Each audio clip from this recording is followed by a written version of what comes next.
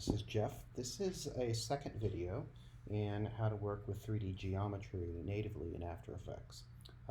So first thing we're going to do is kind of revisit what we did the last time, but a little more in depth now that you have an overview. So I have here a regular piece of typography that is in 2D, but it also has an animator that basically gives it kind of a 2.5D effect. So when you move it in, it kind of feels like flat to graphics coming in. Now I also have up here two lights, and they are not visible in the regular 2D environment. So if I turn on the 3D layer, you will see the light effect that I have. I have one light that is static in the center, and then another light that kind of goes back and forth once the text has flown in. So it'll look like this, flies in, and then you'll see a little wave back and forth. So now this is fine, but it is actually still not true 3D form. So let's play with that with the Cinema 4D renderer.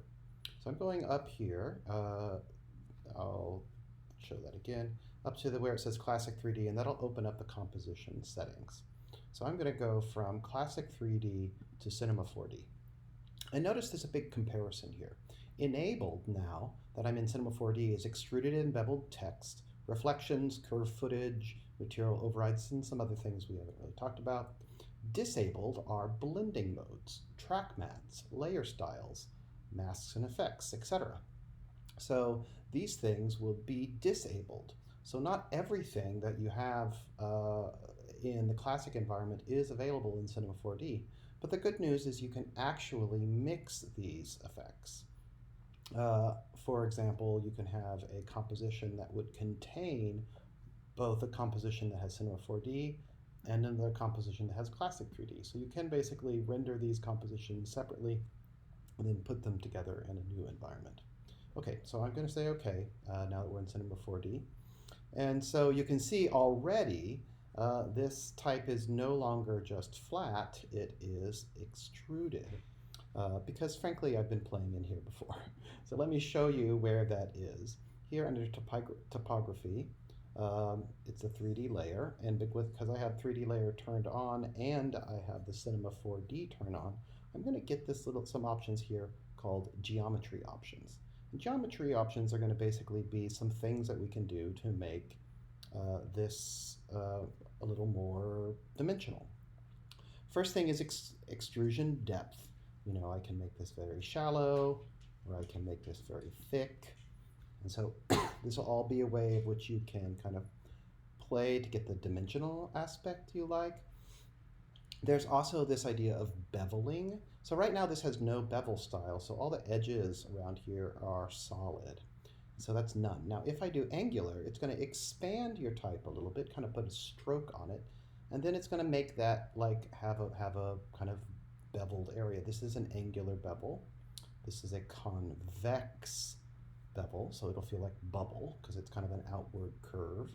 And then here is a concave, i.e. that it's kind of moving in. Caves move in, convex moves out.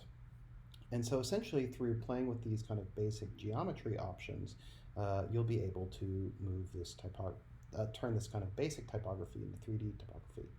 Also something that you might want to know is these animators by default came in as standard flat animations on that text. And if we can add under property something called per character 3D. And what that's going to do is allow, and I'll do that to both animators, that's already done, and animator 1, oh, that's already done. And that's going to allow, as these letters fly in, that they'll have additional elements. So now their position of these animators are going to have a 200, like an X, a Y, and a Z. So if I wanted to give these yet another style, I could go ahead and move a third dimension of the letters as they come in. Anyway, so It's going to take a while to render this because we're using a lot of effects. So I'm going to go in here into Comp 8 where I already have it rendered, and we can kind of look at what we've got going on. And so here's an example of what we just built. And then the light moves back and forth. And there's an example of how you can deal with 3D typography in After Effects.